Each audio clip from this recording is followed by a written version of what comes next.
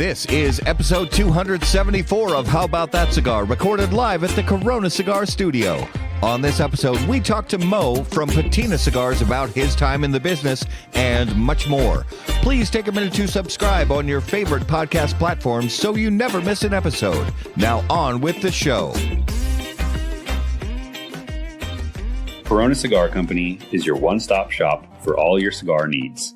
Whether that's a brand new humidor, a box of those new cigars you've been waiting for, a top-of-the-line cutter or lighter, a place to enjoy the finest cigars and spirits with friends, or the only cigars grown right here in the Sunshine State, we've got you covered. Come visit one of our retail locations for the ultimate cigar experience. Visit us online at coronacigar.com. That cigar. How about that cigar? Ladies and gentlemen, welcome to the Corona Cigar Studios for episode 274 of How About That Cigar Live. Thank you so much for joining us live on Facebook, live on YouTube, and live on Rumble! So grateful to have you guys with us. And of course, if you're listening after the fact on the audio podcast, thanks so much for joining us when you drive down the road, work out, whatever it is you do when you listen to your favorite audio podcast. Thanks for making us a part of it. If you would please click on all the big, beautiful buttons. You know them. You love them. It's the like button.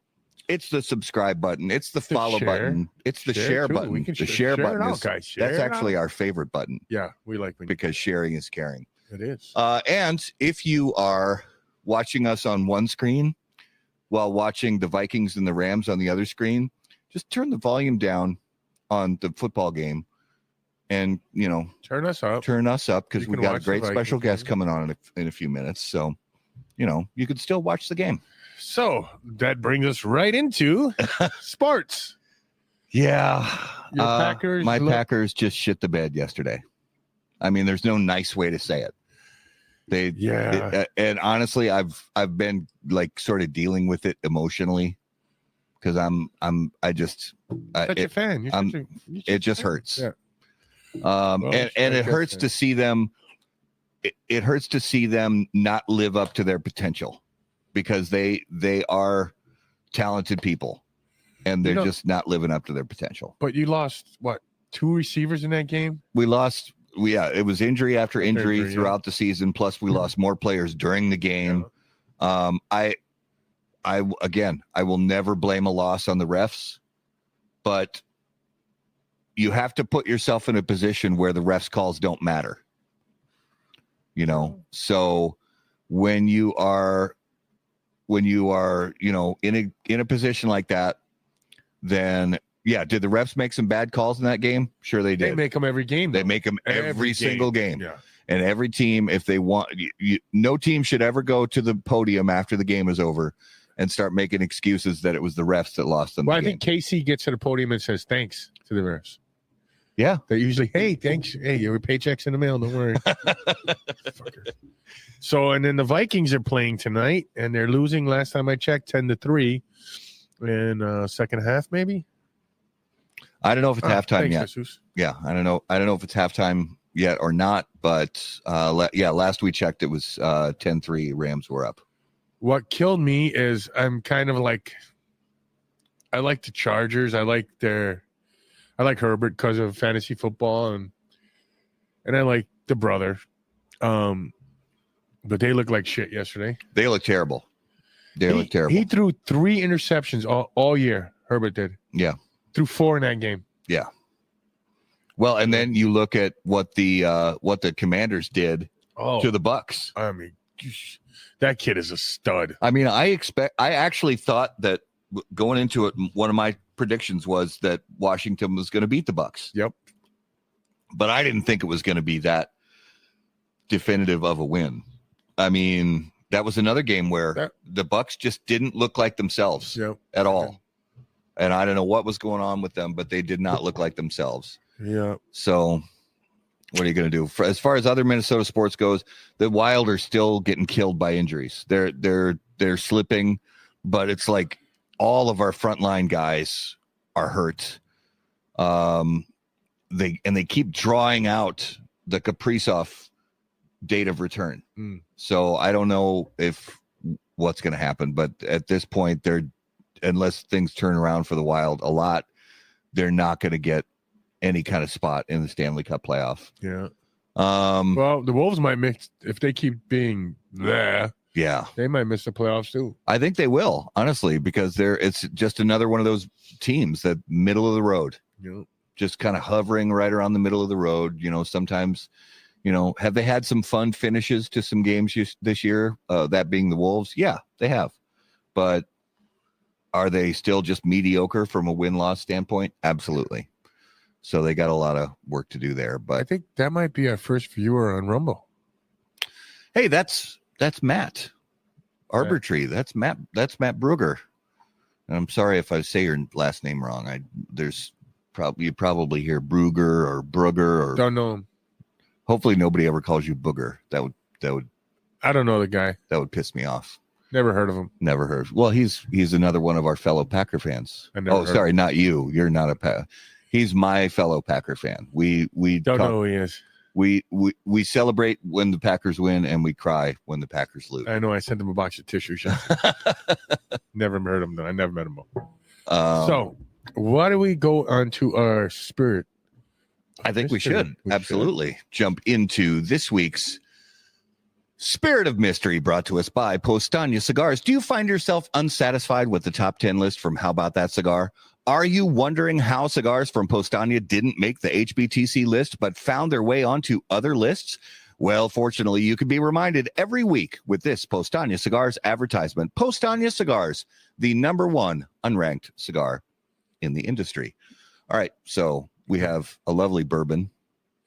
It's more normal size this week. More normal. Yeah, it's last week. If you saw last week's show, the pour was almost up to the top of the glass.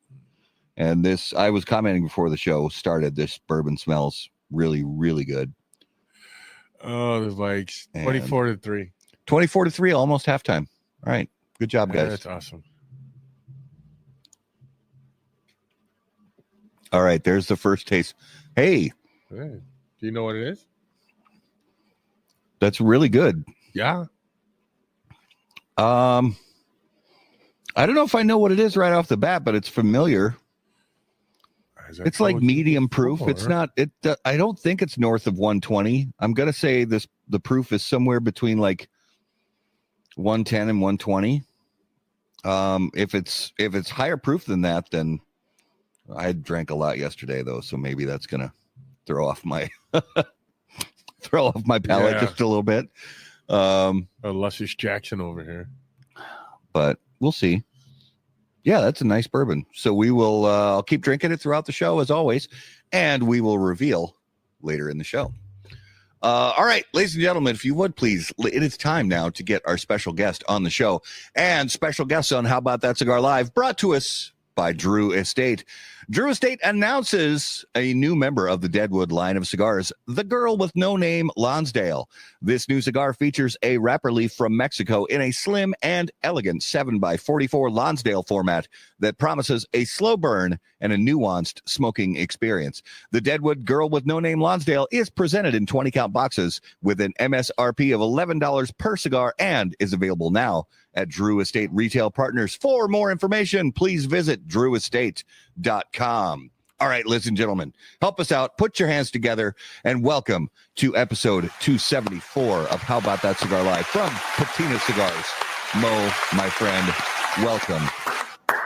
Thanks, guys. I did a little wardrobe change just for you guys. There he goes. I like it. Yeah, I may have to. I gotta. Yeah, we're all good. Let's do this. I gotta represent. Because I don't really necessarily. It's okay. Yeah, don't worry about it. Yeah. There we go. So, what's up, brother? Welcome to the show. First time on the show, huh? Yes, it is. Thank you guys for having me. This is hilarious. We've talked a bit about getting you on the show because we've always liked your sticks, and we love having guys that we haven't had in the show. So yeah, we love learning people's stories, man, and so we're grateful to have you on, brother.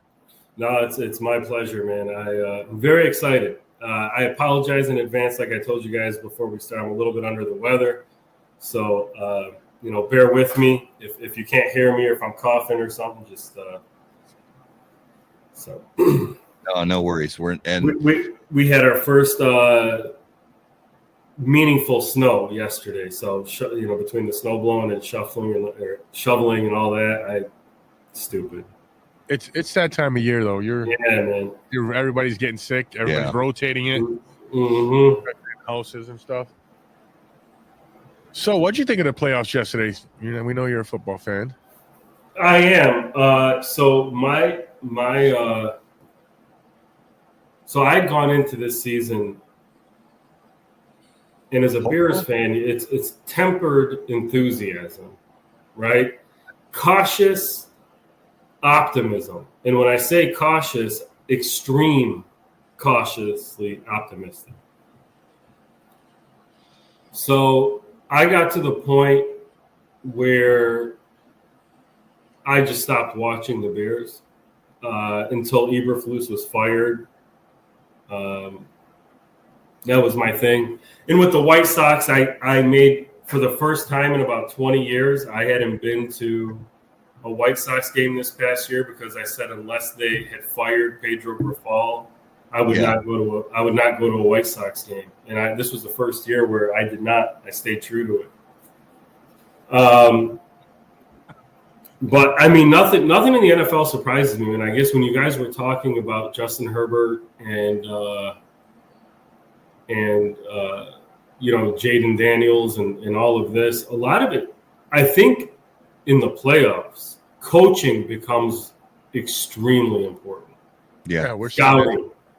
You know what I mean? And sometimes guys will keep their playbook, their defensive schemes or whatever for situations like in the playoffs. So my guess is, that's where you see really, really good teams become great and win stuff, and teams that are good can lose because they're not properly prepared. I gotta hit you up on this because Coop is killing me. So Coop and some fellow cigar business Packer fan friends of mine, like Fred Rui and Bear Duplessis. Coop has Bear's it in his a Packer fan? What's that? Bear's a Packer fan? Oh, diehard Packer fan. Yeah, he's Red Sox. Hilarious. He's Red Sox and Green Bay Packers. Yeah. I used to like him. And he lives in Texas. Go figure. Yeah, I knew he was a Red Sox. We've talked about that before, but Packers, my God. So Coop, and we actually had a big debate show about this on one of our episodes last month. Coop is convinced that Matt LaFleur is a terrible head coach. Your thoughts? That what David said is pretty much that's very true. I don't know, man, because you're talking about a guy, me, that has literally watched the Packers win every game against the Bears for I think since 2018 or 9. It was what, 12 in a row, 11 in a row. It was I believe it was 11 in a row, and this this game a couple weeks ago was the first time. Yeah, I think it was the first time the Bears beat the Packers in 11 games. So I'm biased. Yeah, of course. I mean, to me, he's the greatest coach in the NFL. You can say it. He's the greatest coach in the NFL. You can say it. Yeah, right. No, I don't think. Look, you saw. I'm not kidding. I don't actually. I know. I know. I just threw up in my mouth. So we're on the same page with this. Everything is relative, right? Yeah. And so, you look at Dan Campbell, who I think is probably a better coach than LaFleur, right? But for whatever reason, the Bears play the Lions a lot tougher than they do the Packers. So, I look at it where, how do I say it? I've gotten to the point where I don't spend as much time, I just don't watching some of the other stuff as much as I used to. So the majority of the teams I get to watch play are playing the Bears that week, right? Yeah. So I'm not going to say that LaFleur is a bad coach because the guy wins. But I don't know if he's going to win it. I don't know. Is he a Super Bowl winning coach? I'm not sure. Yeah. I mean, you never know until they win one. Yeah. Right. And I'm not saying he's destined to win a Super Bowl, but our thing with Coop, and we lovingly, we give each other shit back and forth, but to say, I don't know. I'm trying to think of another NFL coach who's sort of in a similar vein as far as the same age and roughly been a head coach the same amount of time and roughly the same amount of wins and losses and playoff performance similar. And I just asshole from Philly. Yeah, I was gonna say Sirianni. I don't like Sirianni. I don't like him either, but still, he's got. That's a good comp.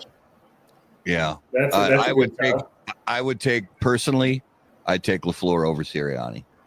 I don't like either one of them. So, but it's if I was like forced to choose, if I was starting a new NFL franchise, and they say you can only have 2 head coaches, you can either have Matt LaFleur or Nick Sirianni. I'm taking LaFleur. 100%. Now, okay, so you said the Vikings are losing 24-3 right now. Yeah. Okay. So my guess is Sam Darnold was able to get away with certain things during the course of the season. And when he was exposed pretty badly. Yep. The times that my guess is that these guys did a crap ton of homework. And as long as you have the players to execute, if you got a really good game plan, man, but you can have the best game plan in the world, but if you can't execute it, doesn't matter. The 2 teams that beat the Vikings this year, yeah, both teams beat them twice. And you could see it when the Rams played them the first time this year, how OKC got our coach. They dinked and dumped, and they beat us then. And now with the Lions showing how to beat Sam, blitz the hell out of him, he folds under pressure. It seems that's what the Rams are probably doing again tonight. Seems like in the beginning of the season, Sam was just Sam was just kind of riding this high, after, he starts out the season quick. He's got some wins, and then all of a sudden he's got more wins, and he's like, holy cow. I mean, he kind of gets on cloud 9 a little bit. But then with the test the Lions gave him last week, I mean, he folded up like a cheap card table. And I haven't seen any of the game today, but you've got to assume 6 sacks. So Matt's saying there's 6 sacks already, and I mean, sacks could either be on the O-line or they could be on the quarterback. He longs a hold the ball. He does struggle with holding the ball too long and not getting rid of it. So I mean, I'd say just for fairness, I'm going to put 3 of those sacks on the O-line and 3 of those sacks on Darnold, and you've got the defense for LA is I think they're top 10, like overall top 10, but I think it's high top 10. So they're not like the elite of the elite defenses in the league, right. But I don't know. It just seems like Minnesota's got a lot of work to do. Let's say this also. The Rams are playing for something. Yeah. They're city birds pretty much. Yeah. They got a lot of what do you want to call it? Stuff to win for. Yeah. They've been motivated. They've got the proper motivation. It's like, with the Saints when the hurricane destroyed New Orleans, the Saints were sort of playing for their community also, not just, for the players and the fans and all that. Well, to your point, nobody expected the Vikings to compete like this year. No. Right. They thought that's a good point. Whatever. Yeah. So I mean, it's not like you guys could be disappointed. I mean, if we're being honest. Yeah. Vikings fans, should be elated at the season that they've had. They had an absolutely incredible season, and I think of just as a pure football fan, outside of division rivalries and all that stuff. Mm-hmm. If the Vikings clean up a few things, they're going to be in really, really good shape. Yeah, like getting rid of Sam Darnold. Getting rid of Sam.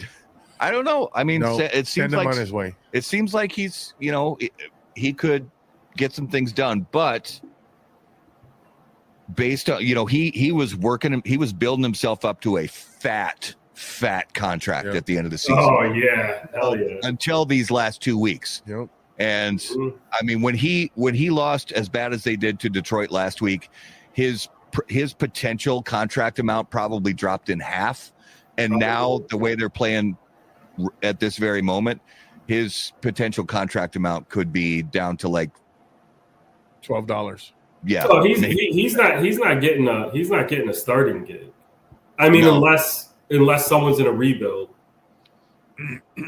Yeah. So the Vikes gave him $10 million this year.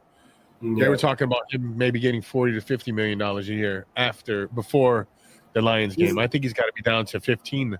He's probably somewhere between 10 and 15, I think. Look at Daniel Jones, man. Yeah. Yeah. Well, he's on the same. He's our backup. Maybe they'll pull Darnold and put in, Jones. I don't know. If it gets bad enough, they might. I mean, the guy had a little bit of a good run. They handed him all this money, let Saquon go, and there you are. Yeah. Yeah. So, but then I think last football thing, I promise, before we talk about cigars, but I think the state of the league, like, the Vikings say we're going to move on from Sam Darnold. We're going to bring in somebody else to be our starting quarterback. Who are they going to bring in? JJ. Yeah. Hand him the reins. You think he's going to be? Hell no. You don't think he's going to be good? Oh, I think he's going to be fantastic. Do I think he's going to win next? Well, I'm a little biased. So one of my really, really good friends was his Pee Wee football coach. So, that aspect. But no, I do think he's going to be a really good quarterback. But to stick a kid in coming off of surgery, exactly, and then tell him like, "Hey, man, take these guys." Take this team to a Super Bowl now. Yeah, I think that's a bit unrealistic. That's like somebody saying, "Oh man, why aren't you as big as Padron?" What? Yeah. Yeah. No, I'm with you. All right. So enough football. It's a cigar show. Let's it's talk everybody's show. Actually, you know what? It's even better we don't talk cigar. There's someone. I just want to say one last thing about something you guys talked about. Yeah. The Wolves. Anthony Edwards, in my opinion, if I was, and I know that Wemby exists, and I know that Nikola Jokic exists, I get that. But if I was starting a team today, I think Anthony Edwards might be my first pick. I agree 100%. Yeah.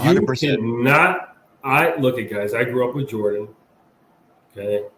Same. I have not seen that kind of nastiness. I mean, since Kobe, I guess, because Kobe just copied Jordan, rest his soul. So, but yeah, that there's something in him that just reminds me of that, and I haven't seen that in a long time.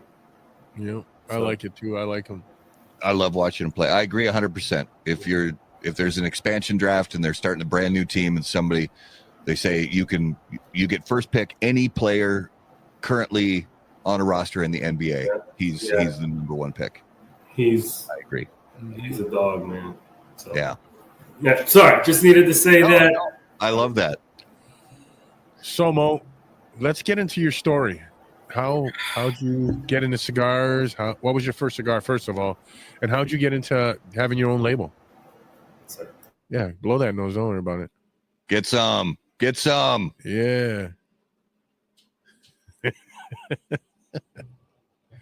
Sorry, guys. I probably should turn off the camera, but fuck it. This is right. Speaking of patina, we keep it real 100% of the time. For better or worse, by the way. I like it. Yeah.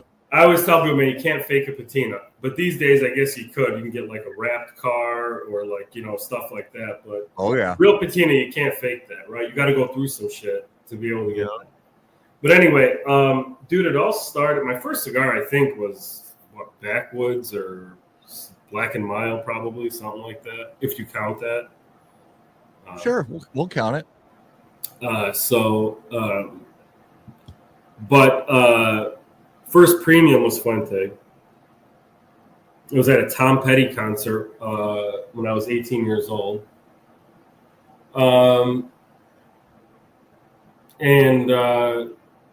So back in 2014, my buddy Drew and I started a cigar review blog called The Sultans of Smoke.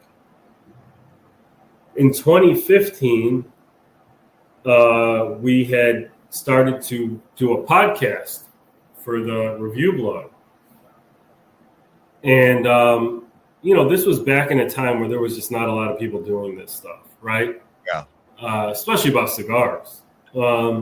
So we were just like a little niche, man. All of a sudden, we were getting cigars from different places, different people to review their cigars. And I mean, like, I remember when, House of Emilio and Black Label and Southern Draw and Fratello and all of these guys were just starting out at that time, So we were like reviewing these cigars and whatever. And then Drew had reached out to James Brown of Black Label. And he's like, hey, man, because Black Label had just bought their own factory, which was like the first iteration of Oveja Negra, right? Mm-hmm. So he's like, hey, man, how would you like to do a cigar for our podcast? And I just said to Drew, I'm like, dude, this guy's not going to make this, whatever. But he ended up saying yes. And so I think it was the beginning of 2016, we ended up releasing that cigar. So it was 2 cigars that nobody on this planet gave a shit about except me and Drew, which ended up becoming kind of a cult classic because shortly thereafter, Black Label really, really took off. And, Black Label now is, in the boutique world is fantastic, right? Like really doing really well. But at that time, he was, James Brown was still really starting out. So that's kind of what opened the door to the world of cigars and all of that. So to this day, thanks again to James. That was an awesome thing. And I still, try to thank him every time I see him. So. Well, what was the name of the cigars? Sultans of Smoke. One of them was called the Max Press, which was a box pressed Maduro. And the other one was called Legacy, which was a Habano Robusto. Yeah, I remember reading somebody started a thread on BOTL, BOTL web forum about one of those blends. I don't remember which, but and yeah, tons of people chiming in saying, yeah, you got to try it. You got to try it. So it's crazy, man. Like we couldn't stop. They literally sat for years. And, we had gotten a couple retailers to carry them at the time. But and then all of a sudden, man, Black Label took off and everyone's like, oh, hey, these were made at Oveja Negra. And then people are like, wait, I want to try those. Got any left? I think I have like 5 of the Maduro and like 3 of the Habano, something like that. Yeah, those are like special occasion. Like, oh, don't get me started. You count them down. You count them down until that last one. So it's funny you say that. As I've kind of gotten older and stuff like that, man, and I think every day, and especially when you start losing people close to you in your life, you really get an appreciation for each day. And I get that you may want to keep certain cigars as celebratory or something like that. And I truly understand that. And I understand, man, we're all on a budget. No one's fucking balling out here going and buying whatever $100, $200 cigars, right? So I understand the nature of wanting to keep things for special occasions, and it gives you something to look forward to. But if you're living your life not realizing that every day is truly a gift, you're doing something wrong, man, because things can change in the blink of an eye. So if like you got a cigar you want to smoke, dude, just smoke it. What good's it gonna do sitting in your humidor? If you're never gonna get to it, you know what I mean? True. But if you're a collector and that's all you do, that's a whole different ballgame. But if you're a cigar smoker, smoke it, enjoy it. Yeah, amen to that.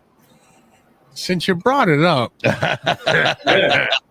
what do you think about these $200 cigars that are coming out now? And you had your and a 5th anniversary cigar that was kind of spendy for you. Yeah, right? It was I mean, $15. Yeah, it was. You know, the way I look at it was, there's only 5,000 of those. There's 500 boxes of 10 cigars, and once they're done, they're done. You know, so, and also, man, you gotta look at it too, like, depending on certain areas and stuff, like having a pricier cigar allows you to appeal to a certain demographic that maybe you weren't, or your core line or whatever doesn't, right? Yeah. There are always going to be people who place values based on the price of something, okay? We don't make the rules. That's just human nature. If somebody decides that they can make, if they have built their brand large enough or whatever, to where they could command that kind of price point, if there's a market for it, you know, God bless. Is that something that I like seeing? Look, what separates the United States from other cigar markets is the accessibility for everybody. And I don't want us to lose that. Yeah. I don't want us to be some sort of, like, I don't know, man. I just don't want that. So there are, look, I'm not, you know, I gotta toe a line here, right? If we're being completely honest. So yeah, that's what I'm gonna say. If there's a market and you could appeal to it, God bless. Right. And that market doesn't exist for Patina. So you know what I'm saying? Like, I don't. Oh yeah. That's not something that I concern myself with, you know? Yeah.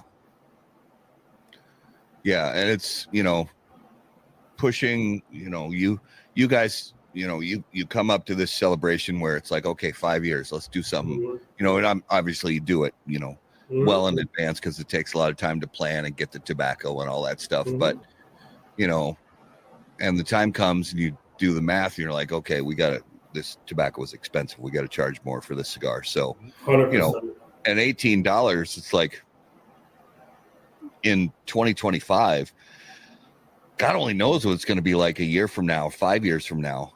But now it's like $18. Holy shit. That's like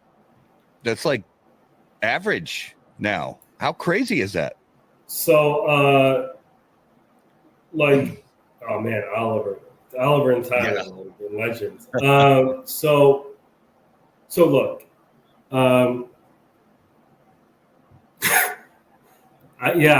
Jesus, I can't promise that. I don't know if that's going to be the. I think it's going to have to come with a disclaimer.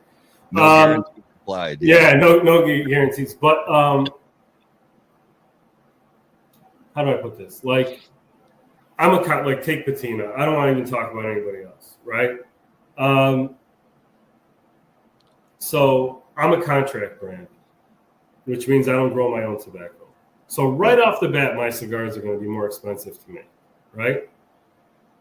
I happen to be at a factory that grows a lot of its own tobacco that I use in my cigars, so that helps offset some of that, okay? But if you're expecting boutique brands to be cheapest or something like that, man, that's just not going to happen. That's not how this thing is set up, you know? So I think, so that makes it even more important for us to try to build our brands to really mean something to people, right? our stories, what we stand for, who we are, and what the brand means to us, and things like that. For these other guys that are able to do that stuff, ultimately, these brands have built their companies over 60, 70, whatever years. If that's how they want to do it, who are we to, like I said, if they got a market, then, but that's what everything comes down to, man. What's your market? Who's your market? Who are you appealing to? Yeah. Ultimately, I always say for Patina, people are like, oh man, you don't really come out with a lot of new stuff, or you're slow in coming out with stuff. Well, I listen to the market. What's the market telling me it wants from me? If I'm going to sit here and try to flood the market with new Patina SKUs and nobody wants them, what's the point? I'm just cannibalizing what I already have. Exactly. Right? Yeah. So you got to listen to the market, man. There's a segment of the market that likes that stuff. Yeah. But I could tell you that I don't know how much longer that lasts. Am I wrong saying Patina is a working man cigar? I think it's an everyman cigar. Okay. I think it really is, man. I think that you could pretty much be anybody and smoke Patina. There's going to be something for you, and like I said, a working man cigar, like, what does that even, what do you think that means? $5, whatever? Like, no, right around $10, $12, mostly, right? You try your best, bro. You try your best, but I can tell you. So like for the first 5 years of my existence in the market, I never raised my prices. Yeah. But you can't. Ultimately, guys, everybody, it's like sometimes we deal with, and no offense to the retailers that might be listening, but everybody wants a fucking deal. Mm-hmm. Well, if we're fucking dealing on everything, guess what? There's not going to be anything to give you a deal on anymore because they're not going to fucking be in business. Exactly. Yeah. Okay. And then what are you going to do when all these boutique companies are out of business because they're expected to like give 2-3 boxes for every 10 that you buy, and a pallet full of backpacks and hats and streamers and party hats and whatever the fuck else. You're not going to be around very long. Exactly. So there's a constant balance from pricing your cigars appropriately and staying competitive, which is extremely important. Yeah. But guys, if we're not able to continue, then we just close up shop and move on. I can't speak for other people. I can only speak for Patina. I know that it is painstaking when I have to raise prices, and that's why it literally has happened twice in 7 years. Yeah, I'd rather take less for me to keep the brand competitive and accessible. Yeah. Not that I'm killing it anyway. I would. Anybody that has dreams and aspirations, do not do this for money. There are way easier and quicker ways to make money than doing this. And Mo, I didn't mean any disrespect by saying it's a working man cigar. Oh, dude, I don't think that that's a compliment. Right. I want it to be an everyman cigar, man. Mm-hmm. I want it to be everybody. Nothing brings people together like cigars. You're damn right. And I want everybody to fucking be like, dude, yeah, I rock with Patina. Like, from the, first year associate or the guy on the line to the fucking CEO. Yeah. Because I think it can be that. But as long as you're like real about it, if you get involved in like names and stuff like that, it's never going to be that for you. If you care about what's on a band, right? Yeah. That's all you're ever going to chase is 100%. Yeah. And that's true with fancy watches and fancy cars and 100%. There's some people that literally only chase the label. Yeah, we know. Mm-hmm. And like you said, it all depends. Mo, you said it all depends on what the market dictates.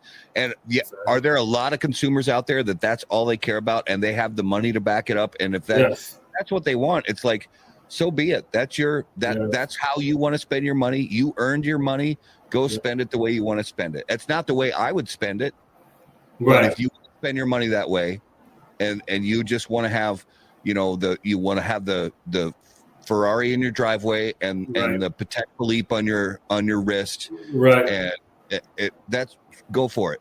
Spend your money that way, and you only want to fill your humidor with Oro Blancos, which no disrespect to Davidoff whatsoever. Davidoff has made some of the finest cigars the world's ever known, but they do make certain cigars that are extremely high dollar. So be it. If that's if the consumer wants that, God bless, enjoy it. But that's not you. That's not what you're going after. That's not the consumer that's not who you are, and that's not the consumer that you want to vibe with. Exactly. If they want to be a part of it, God bless, man. Save yourself some money. You know what I mean? Like, you don't got to spend $150 on a cigar. I mean, but there is, I just want, it's not even about, man, where you're at on the spectrum of income or socially or whatever. It's, I feel confident smoking this, and I don't feel like it makes me feel good, because a lot of what people decide to smoke, whether we want to admit it or not, people like to be complimented on their cigar choices. Yeah, they do. Yeah. If you guys, obviously, Raul, I know you've worked retail. Matt, have you ever worked cigar retail? Yeah, a little bit. Not okay. A ton, one of the greatest feelings on the planet is recommending a cigar to a customer, and they come back and they tell me, man, I love that. That was awesome. And dude, you're like a little kid in a candy store, and he's like, oh man, that's great. You know what I mean? Like, oh, I feel all good about myself. Yeah. We've all been there. Yeah. Because, we want to be made to feel good for the cigars we smoke or the choices we make. We're human beings, man. So. And it feels just as good if that cigar you recommended and the customer ended up loving was a $50 cigar or an $8 cigar. Feels just as good. It doesn't, because you know what you did, bro? You stepped out of yourself. You listened to the customer, and they told you what they like to smoke. And then they trusted you enough to make a recommendation to them. And then you were able to deliver because you listened to what they told you. That's the greatest. I mean, as a retailer, man, that was always my favorite. When that happened, I was on cloud nine. Yeah.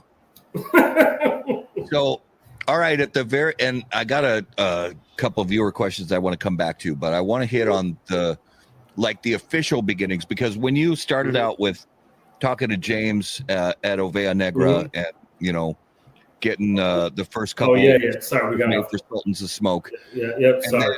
Then, no, it's all good. Because we love just like we talk about. We love going off the balls. But when you're talking about, okay, I want to officially start this. First of all, what am I going to call it?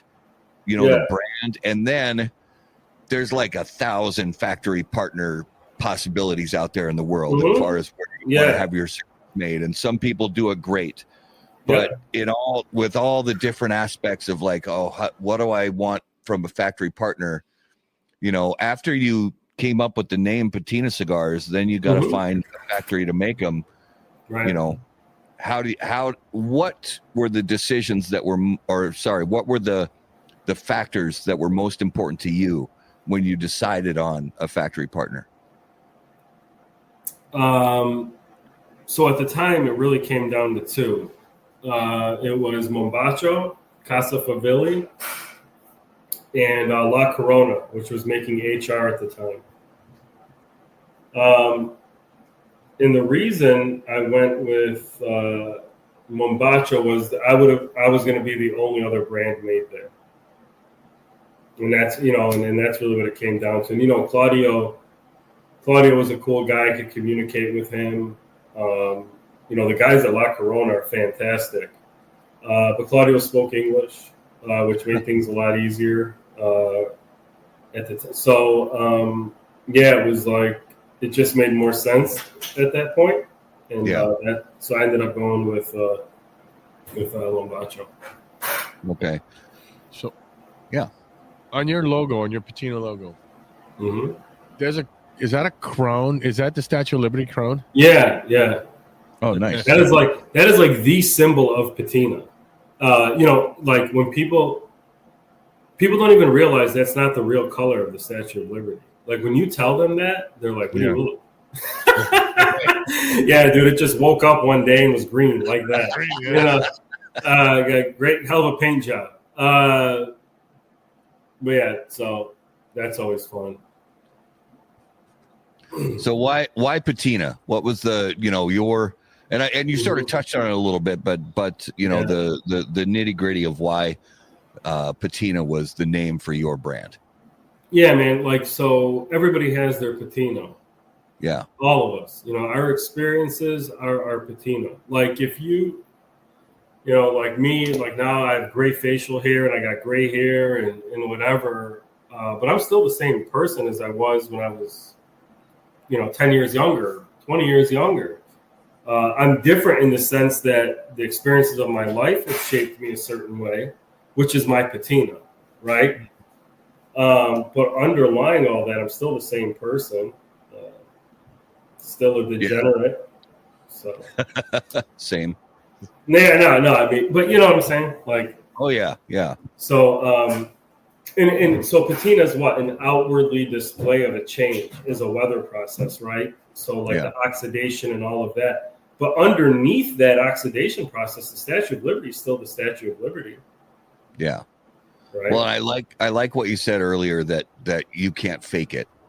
You can't. I mean, you can these days because they have like different paint jobs you can do and stuff. But yeah, you can't. You can't fake it. Yeah. So, yeah. Because in the end, I mean, it's gonna show. The real, whatever the real is underneath the patina. Like you said, that's always the real underneath the patina, and it's always going to show through. 100%. You ever know somebody, and everyone's like, "Yeah, man, that guy, he's whatever," and then they're like, "No, man, he seems like a great guy." And then you come to find that, and then you start dealing with this person, or you do business with this person, or you become friends with this person, and then you start to realize some of this stuff. You can only fake stuff for so long. Yeah. Right? I mean, I may have known exhausting. People like that in my life. Maybe once or twice. Yeah, right. I mean, dude, if you live long enough, you can see a lot of stuff. So I used to investigate fraud for a living before, corporate fraud, before, I got into the cigar stuff. One of the things I did, like out of school. And, dude, it's always the same. I mean, you could have all the investigative measures you want in place, all these different tests you run on financial, statements and all of that. But really, how would you find out about stuff? It became too overwhelming for the person to continue the fraud. And they end up telling on themselves. Or somebody close to the fraud blows the whistle because they got cut out of something that they were supposed to be cut into. You know what I mean? Yeah. But you can only fake stuff for so long. Yeah, exactly. So over time, and this happens with a lot of different cigar brands, not just yours, and it happens for so many different reasons. But you gotta shift a little bit and find a new factory partner. Right. And so you're working with Noxa now, and what I've seen it firsthand. Fortunately, I've seen that factory firsthand, and really been impressed with what I've seen. And there's a lot of good cigars coming out of that factory with a lot of different brand names on them. So, how did you develop that relationship to get stuff made there? And how thrilled have you been with the work they're doing? Oh man, it's awesome. How do you? I think. And you may have heard this name before, maybe not, but it's a name that should be very well known. A guy by the name of Gustavo Cura. Okay. Yeah. The guy is, he's just awesome. I don't know how else to put it. So he runs Prosenixa, which is the tobacco arm of Oliva. So Oliva Tobacco owns Noxa. And yeah, man, they've been, I don't know, this has been, I don't know how to say it, other to say it. It's just it's been a great fit for me. So yeah. Yeah, and it's always and good. then Raul was there. Raul Diesel was there for a long time while I was there. He was a pleasure to work with while he was there. So no, man, it's just I feel very, very lucky. And as it started to add some more brands being made there, I think it elevates, all of us in a way. As more reputable names are coming out of there. So I know you're happy with your farm and your blenders, but who out there would you like to work with just to do a collab or something? Oh yeah, Nelson Alfonso. What blender has Nelson Alfonso? Oh yeah. I mean, I know Oliver's watching. I've said this to him before. I mean, that's you guys don't understand. Like that guy, for everything he's accomplished and to be as humble as he is inspiring. Yeah. Because I hope, and I always make this joke, that Patina can never be cool or can never be uncool because it wasn't cool to begin with. You know what I mean? So like that's why I feel like we're gonna make it. We're gonna make it. Yeah. But it's like you have people in this world. Forget the cigar industry. How accomplished this person is, and I'm always motivated by people that are really successful at something and maintain their humility. Yeah, absolutely. That motivates me in a way which more than anything. Like if somebody pulls up, man, and they're driving a Ferrari and they got the Patek Philippe, like you said, or whatever, that doesn't impress me is the same way if someone's like, yo, you see that guy over there? He's done X, Y, Z, or that lady or whatever. I'm not trying to be, but they've done this, and this. And then you look at them and they're just like, yeah, whatever. There used to be a guy at the cigar shop. I haven't seen him in a while. I hope he's still. But he would go during the day. And this guy would come in his jean shorts and sandals and like polo shirt or whatever. He'd smoke these big ass EP Carrillo Inch, I think was the cigar he always smoked. The guy was worth about $300 or $400 million. Yeah. And if you would have seen him in the way he talked and the way he interacted with people, you would never know. Right. You'd never know. And those are the types of people that make me, and I put Nelson in that category. Yeah. Of people who are super accomplished and have maintained their humility. No, I love that. We talked before, just really briefly about my drum corps days, and the guy who kind of put up the capital to get all that started. The group that I was in, his name was Bill Cook. Yeah, he started Cook Medical, which is a massive medical device, right. company. Right. And even back in the 80s, he was a billionaire back in the 80s. Mm-hmm, mm-hmm. And he drove a Buick. Yeah. And he bought his clothes at Sears. Yeah. He was not he wore a Casio. Yeah. He was not fancy in any way, shape, or form. Yeah. And yet he had, his net worth was over $1 billion, even 40 years ago. Yeah, man, that's crazy. One of the most down to earth, kindest, and that's how I see it. Is similar to what you said, Mo. Is the guy who pulls up in the Ferrari with the $100,000 watch, mm-hmm. and a $8,000 suit, mm-hmm. and he treats all the people at the hotel or the restaurant like they're his own children. Like he treats them like gold. Yeah. And he says please and thank you, and he's gracious and grateful. Mm-hmm. Those are the best kind of people, because those kind of people exist at the $1 billion net worth and at the $5 net worth. 100%, man. Yeah. 100%. It's about character. And I think what a lot of people, man, and we've been ingrained in our psyche since we were young that you got to work hard and you got to make the, if you work hard, you'll get this and you'll be able to afford this, and a very materialistic mindset, right? Which is dangerous, but that's a whole other discussion. But if you put that aside for a second, what people don't tell you is the pieces of your soul that you may have to compromise in order to get to the next level of, let's just say, monetary success. Mm-hmm. Nobody tells you that as a kid. They just tell you, work hard, man, and bust your butt and build this and build that. But those moral dilemmas along the way and those questions of character that come along the way of what are you willing to do or not do. And sometimes it could be as simple as that as a separator. Yeah. Between who makes it and who doesn't.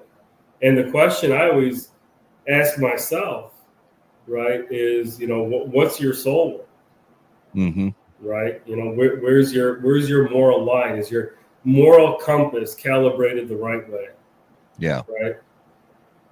So that's a great way to put it. Can I really quick, there were a couple good viewer questions, and it's okay. I'm just going to scroll up and pop these on the screen. And this one's from Arbitrary. This is Matt. He's a friend of the show and one of our Rumble viewers. Being newer to the cigar game, and is Rumble like an OnlyFans thing? Well, yeah, it's exactly like OnlyFans. Oh, okay, all right, cool. We keep our clothes on. They pay us more money to keep our clothes on. Yeah, that's good, man. You got to monetize yourself.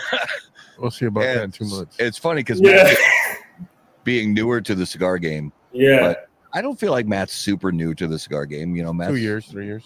But what would you guide him to start with from your portfolio of cigars? I mean, man, that's really tough to say. The question is, what do you like? Like I always say, give me the last, 3 to 5 cigars that you smoked that you really enjoyed. Great question. And then I could answer that question a lot easier. He's a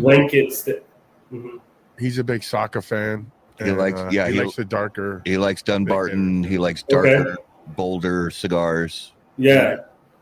Okay. Yeah. I mean, then it's probably the Oro de Nicaragua. Yeah. And we've been hearing a lot about that. I haven't had the pleasure tons of comments about that cigar. But I sent you guys some, didn't I? Oh, you did.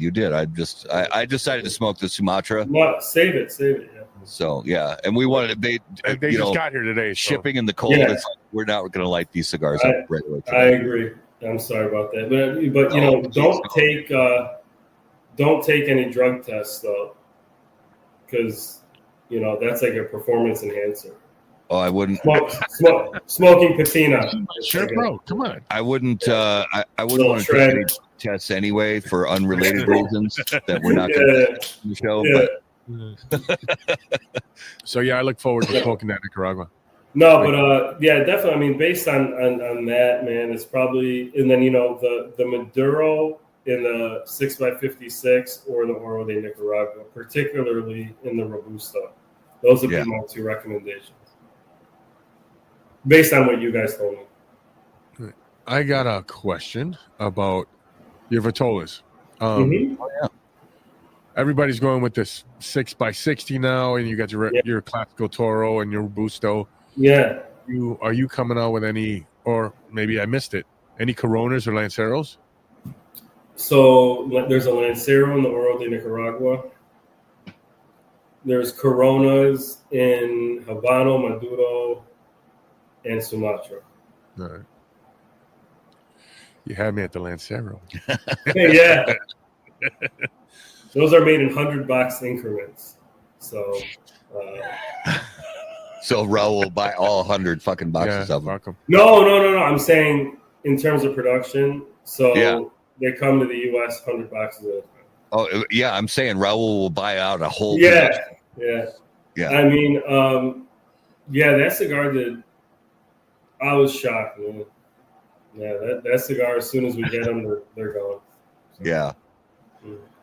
Mm. So, being around this business is, the cigar business, we talk about it a lot in the show, that cigar business has a lot of differences from other businesses. There's a lot of, there's definitely competition, but there's also cooperation and sort of camaraderie that comes along with being a cigar smoker who's also in the cigar business. Right. So, from your earliest days, even up to now, who are some, people that have played sort of a mentor role for you, that you've appreciated their advice and their, and their counsel, as you've gotten started? Michael Perales. Okay. Yeah. Who's a broker in the Midwest. He's a big reason I was able to even really do Patina with the people he was able to introduce me to. In terms of mentorship, I don't, that's a tough one. I don't,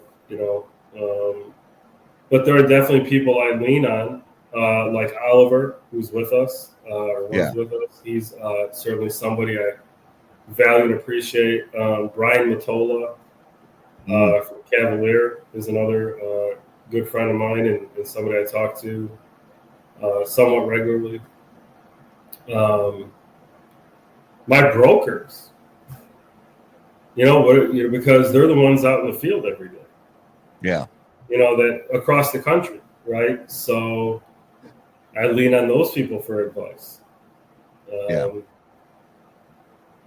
So, I mean, there are people definitely I'm missing. It's really hard to just kind of like think of people. I mean, Gus Kura is another one, I really look up to and stuff like that.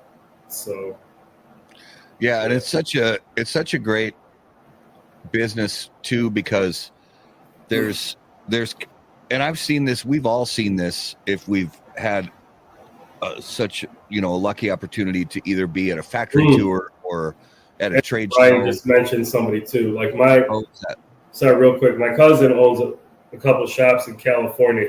He was a rep for CAO way back in the day, working with John Huber and stuff like that. And AJ. Oh, nice.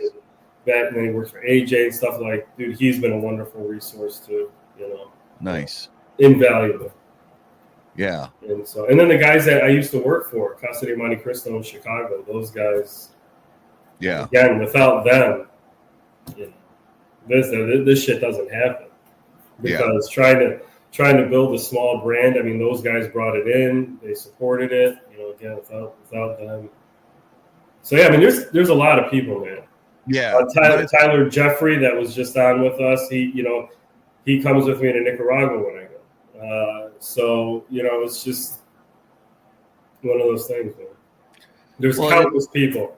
It's such a great business to be a part of, because the camaraderie aspect of it is so strong just because of the nature of it. I mean, cigars are, camaraderie is a big part of it.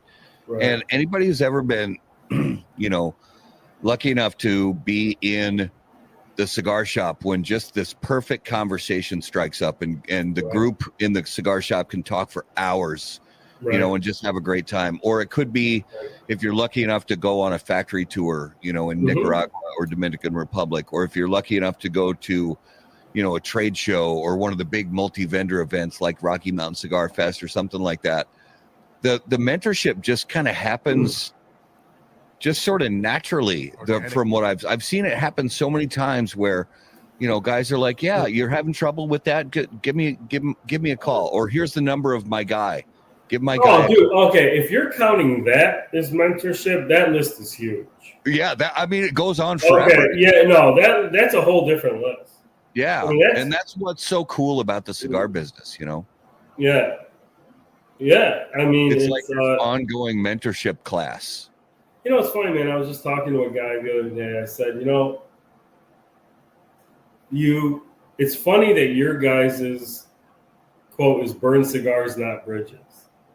And he was asking me about some retailers that that haven't brought in patina and stuff like that. And I was just like, man, what are you going to do? And I said, but here's what I do know. That some of my best customers today did not bring patina in until like year 3, or year 4 or whatever. Yeah. So as long as you're not a prick, doors remain open to you. Yeah. If you're a prick, doors start closing. So, not only is it about respecting the consumer, the retailer, your colleagues in the industry, your brokers, and most important, respecting yourself. Yeah. You don't want a reputation of being a loudmouth, gossiper, this and that. You want to maintain some self-respect in the way you conduct yourself. So yeah, all of it goes hand in hand, man, I think. But I love that saying, burn cigars, not bridges. That's fantastic. And burn cigars, not bridges is only rule number 2. And you it's so funny, Mo, because you said it. Rule number 1 is don't be a dick. Rule number 1 is don't be a dick. Rule number 2 is burn cigars, not bridges. By the way, there's nothing wrong with being a loudmouth. I'm from New York.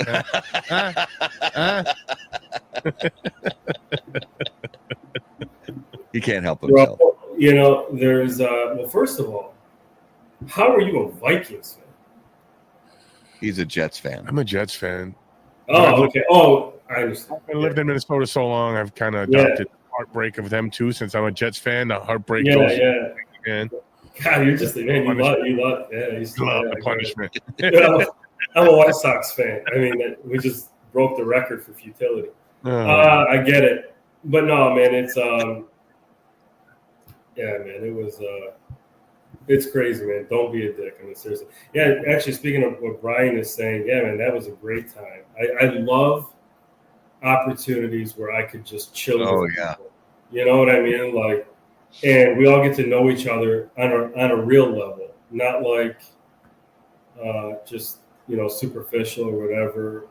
For a brand like Patina, and I need to say thank you again for you guys too. These opportunities to come on here, and for people to get to know me, get to know information about the brand, that is more effective than any advertisement we could do. It is more effective than any great cigar we could release. Okay. At the end of the day, man, this is what builds the relationships that are needed especially for, like I said, small brands like Patina and stuff like that. So without you guys giving us these opportunities, man, things would be even 10 times harder. So. Oh man, it's our pleasure. Absolutely.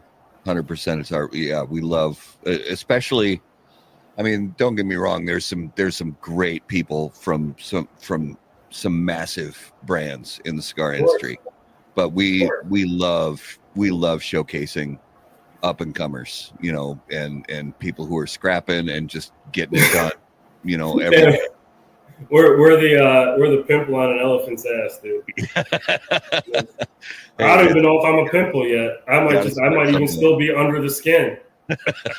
So, matter of fact, if we're being honest, so, just trying to get above skin, So what actually there was, I'm going to scroll back here because there was another question that I thought was really interesting. If I can find it.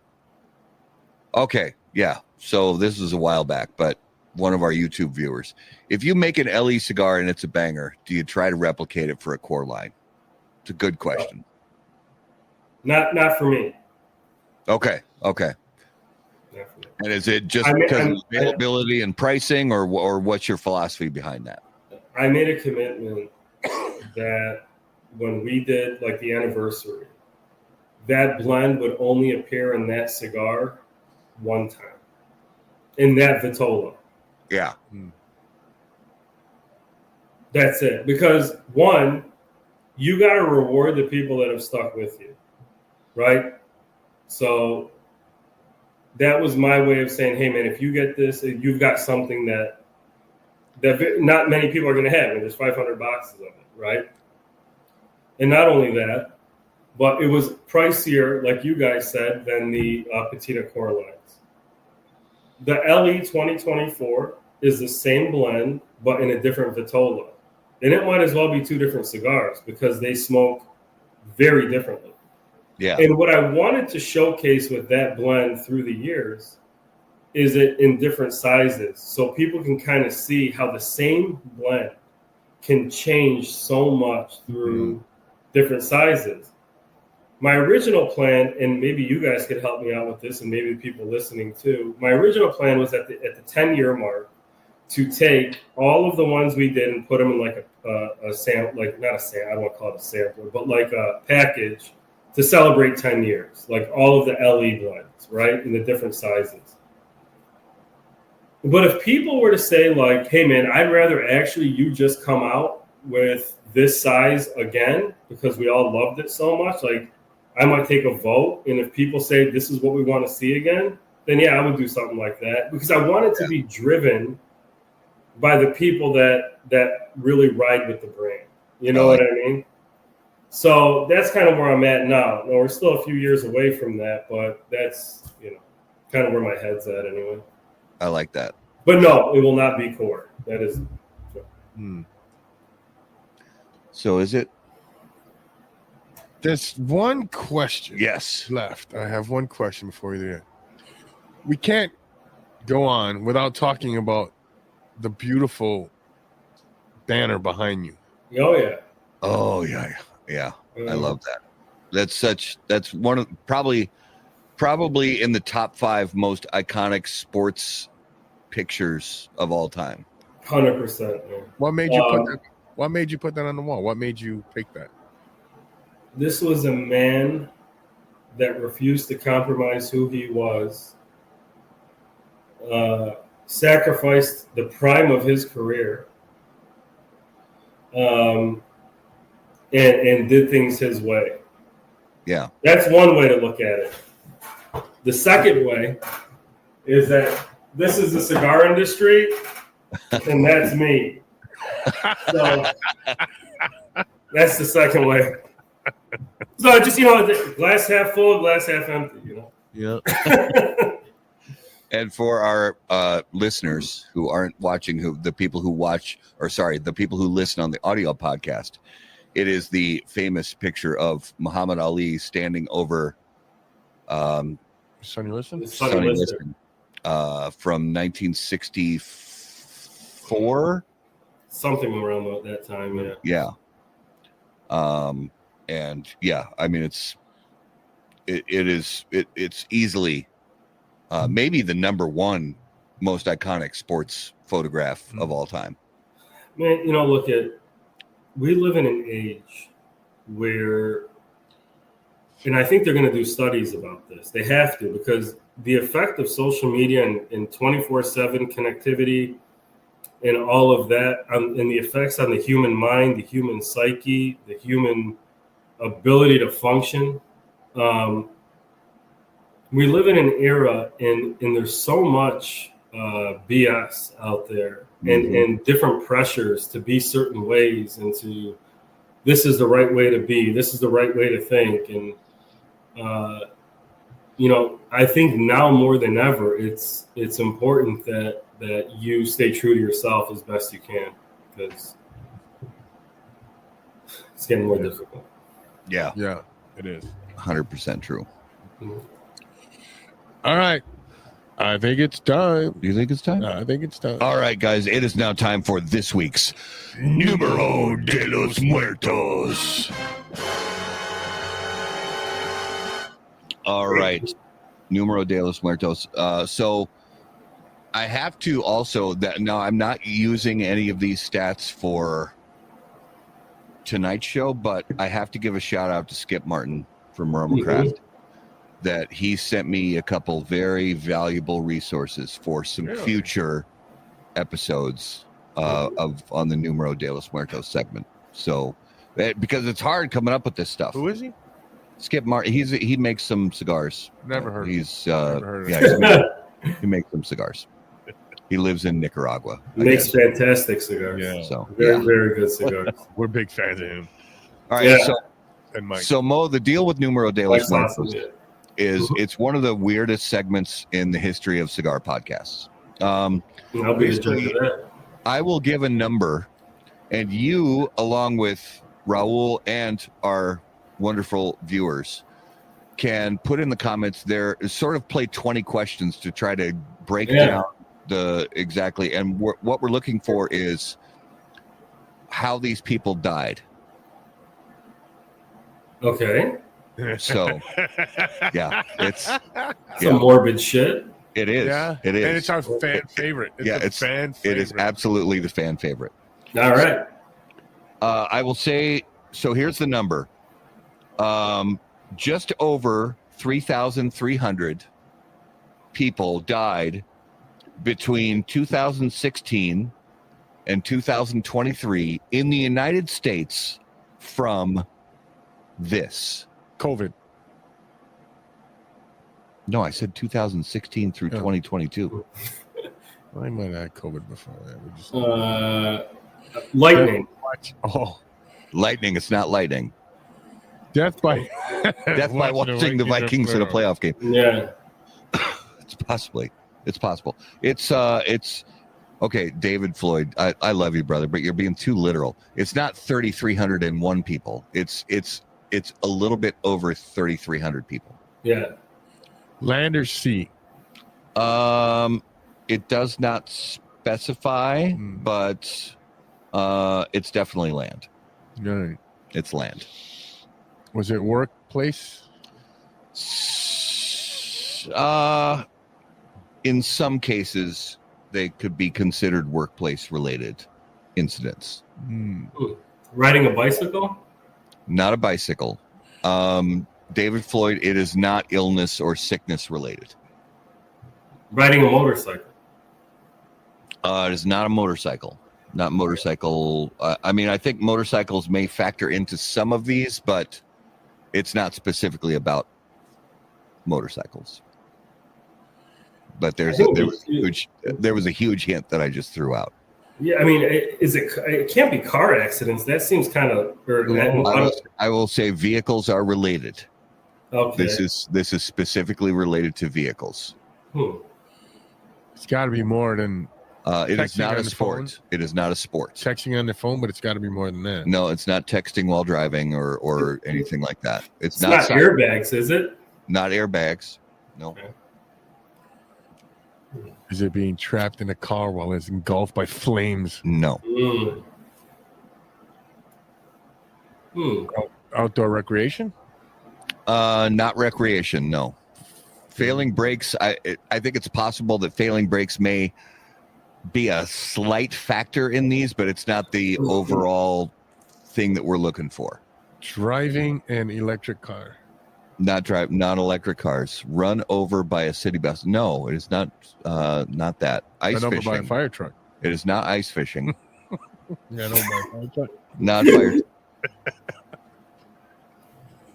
Right. But specifically, we're looking for vehicle-related circumstances. Getting in a I mean, car. is it vehicular homicide? Like somebody killed somebody with a car? That could be the outcome, but that's not specifically. It's a very specific type of vehicle-related incident that we're looking for. So it's not people getting run over by a car? Not particularly, no.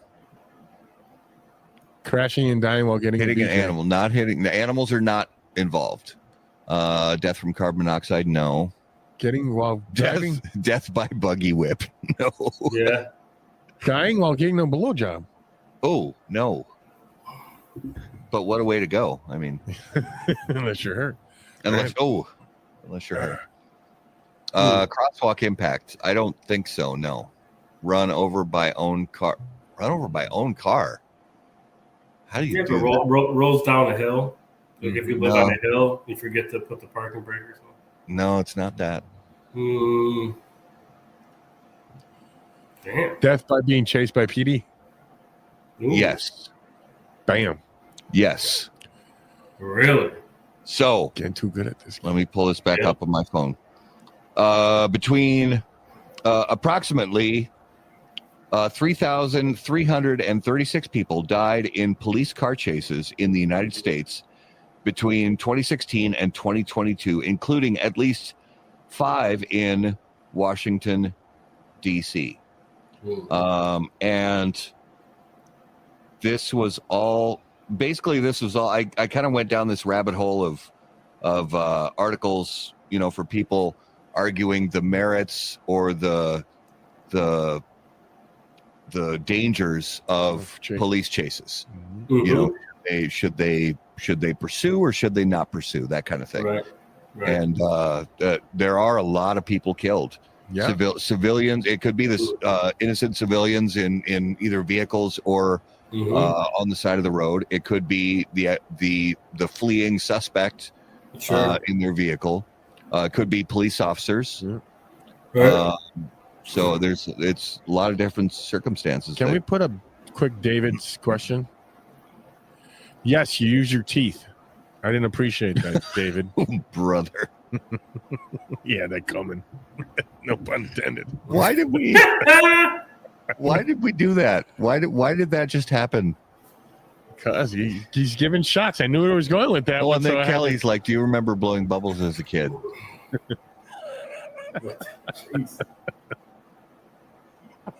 I'm not going anywhere near that. A bunch of 12-year-olds. Not going anywhere near that. Not going. Yeah, I know better with you people. I love you, but I know. What do you mean, you people? Yeah. I love it. All right, let's do the big reveal on this week's Spirit of Mystery, brought to us by Patina Cigars. I will say that I am a big fan of this bourbon. I'm not super certain on it, but I will say that there are some things. So you remember a couple of years ago, some of us and the guys from Sodi's Cigar and some of the guys from Crux Cigars, we did a barrel pick. This reminds me a little bit of that barrel pick. It was a Stellum bourbon. I want to say it was like 113 proof. And it reminds me of that. But some parts remind me of that, but not like entirely. And you're saying, wow, because I'm like completely off the fucking mark. Yeah. You know, psyched up thinking, no, I know that I'm way off the mark. But there's some notes in this bourbon that remind me a little bit of that. Well, but other than that, I can't really form a guess. It is 14 years old. 14 year. And it is another barrel. Oh, this is a barrel. Okay, so that's in the same Stellum family. So, okay. Oh, barrel bourbon. Sorry, let me zoom in here. This is single barrel, cask strength, 14 years, 108.6 proof. You know what? I'm going to count this I'm going to pat myself on the back a little bit because it's from the same family. It's from the same distillery. Oh, I ate a lamb chop. He's not going to give an inch on this. He's not going to let me have any credit on this. Well, apparently he gave him all to David, so he's got no left to give you. I'm going to take just a tiny little bit of credit on that. It's because it's from the same distilling family. No, I know. It's not. Believe me, I know that it's not. It doesn't count. But I'm trying to get a moral victory, like the Vikings. The fact that they scored had such a great regular season, and they're getting completely obliterated in the playoffs. It's a moral victory. This season was a moral victory, right? So now the Rams go to. No, I was kidding. I think they're going to the Lions, right? Rams go to the Lions, and the Commanders go to the Philadelphia Eagles. Mm-hmm. Did I say that out loud? You did. My bad. You did. That's all right. All right, let's jump into the lightning round brought to us by J.C. Newman Cigar Company, America's oldest family-owned premium cigar maker, creators of the popular Brick House, Perla Del Mar, Diamond Crown, and the American. J.C. Newman Cigar Company operates out of their 114-year-old El Reloj cigar factory in historic Cigar City, Tampa, Florida. For more information on their cigars or visitor experience, please visit jcnewman.com.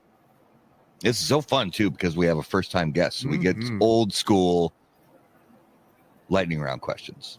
All right. You want to start with yours, or you want me to start with mine? Yeah, you go with yours first. So, what is the most overrated and underrated fast food out there?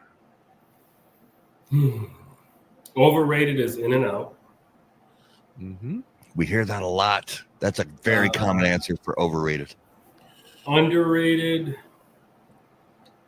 man, that's tough. On a national level, I'm not really sure on that one. Do it local then. Yeah, local. What's Chicago area? Okay, so I'll give you one that you guys probably see in Minnesota now. There was a point in time when Portillo's used to be underrated. Yep. I think. I think it's actually veering on overrated now. Ooh. But at one point, it was definitely underrated. I think. I think it's been like 2 years since I've been to one of the Portillo's locally. I actually have it. Culver's. I think Culver's is criminally underrated. Culver's is outstanding. That's like a family favorite here in my house with my wife and my kids and everybody. We love that place. Culver's is, in my opinion, underrated. Oh, yeah, and that's a Wisconsin company. Yeah, it is Wisconsin. All right. So, Mo, if you were about to get into a fight, fisticuff, what would your soundtrack music be? Ambitions as a Rider by Tupac. Oh, God. Yeah. When Mike Tyson came back from prison in his first fight, that's what he came into. Yep. I'm almost positive. Yeah, that just stuck with me. So I can't believe you are the first person to ever give that answer. I'm so happy somebody finally gave that fucking answer to that question. You are seriously the first person that's ever answered that song, and I've been waiting for years. Yeah, that song is. I love that. Hit him with the zombie one. All right, so the zombie apocalypse is coming. Yep. You get to choose 3 people from the cigar industry to be on your zombie apocalypse survival team. Who do you choose and why? Okay. From the cigar industry. Yeah. Okay.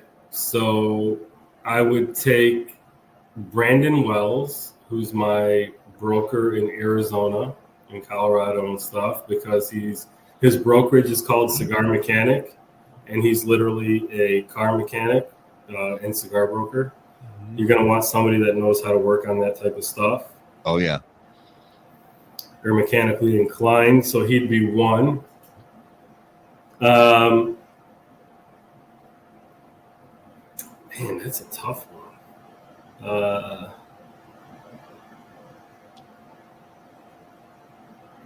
You probably want, I'd actually take Oliver. Okay. Because I think he I would take Brian Matola, because I think between those two, they could pretty much talk themselves out of anything. I love that. I love it. And, they have enough of a mean streak that if things got nasty, we'd be able to make, light work of some zombies. There you go. I like it. All right, let's jump into this week's notable smokables. So, Mo, in this segment, we each name a cigar that we smoked recently that was notable to us. Now, this could be a cigar that's been on the market for decades. Yeah.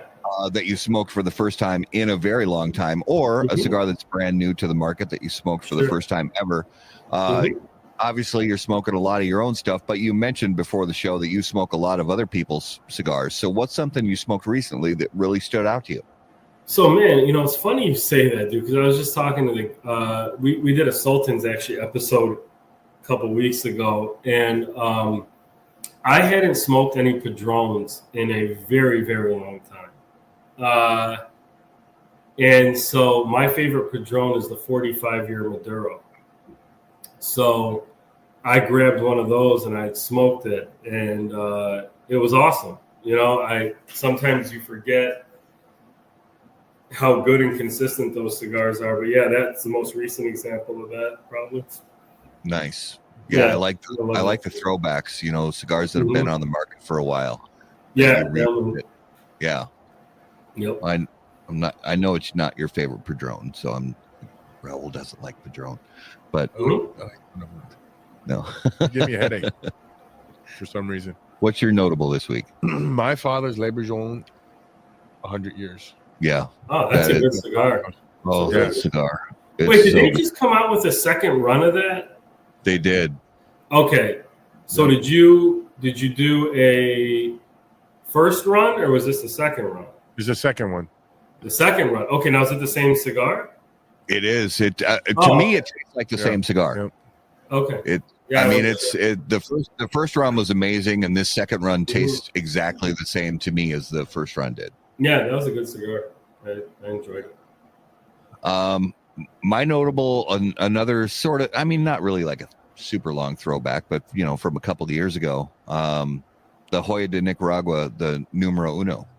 Oh, fantastic cigar. Just love that cigar. What Vitola, the Churchill or Lonsdale kind of, whatever it is? It's sort of the short Churchill. It's one of the it's like it's like I want to say like 5.5 by 42 or somewhere in that neighborhood. So it's not the original size it came, because I know they've added a few sizes, right?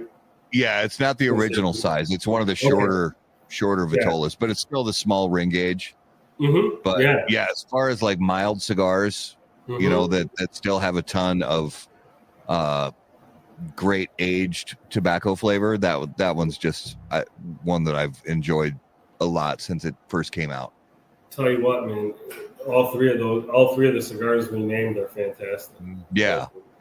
There's just so many examples of people doing good stuff out there in the business. So we just love it. That's exactly right, man.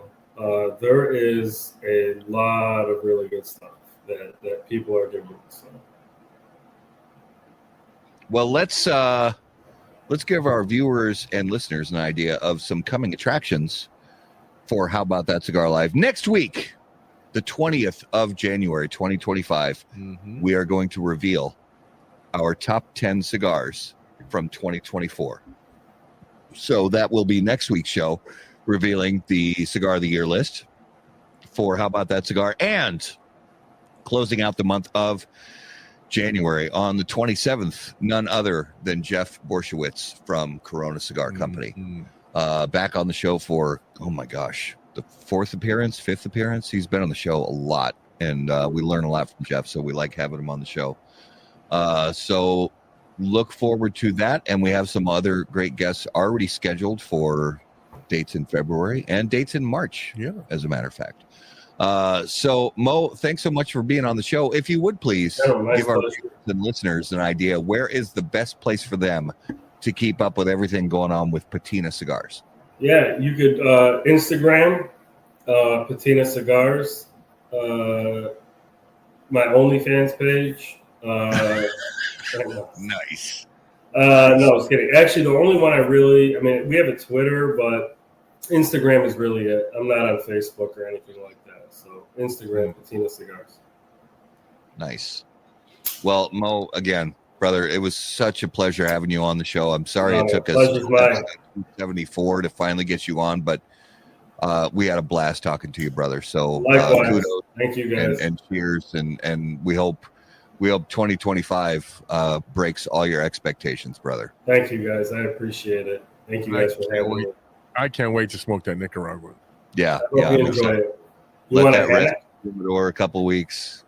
Light it up. I don't know if you guys, this is going to sound wild. So I don't drink alcohol. Okay. Okay. So I'm always looking for. I'm the only drinker. I'm the only drinker here. How about that So, cigar? all right. So I always look for wild pairings to do with like my cigars and stuff. So every patina goes good with coffee because when we blend in the factory, it's always with coffee and water, right? Yeah. But that Oro de Nicaragua with Ghost Energy, either sour green apple or sour pink lemonade, there is something about that combination with that cigar that is out of this world. Okay. I know that sounds crazy. Yeah. Thank you, Oliver. I love you, brother. Love you, Oliver. But so we get the Spirit of Mystery. I kind of have a small collection of bourbon and tequilas and rums.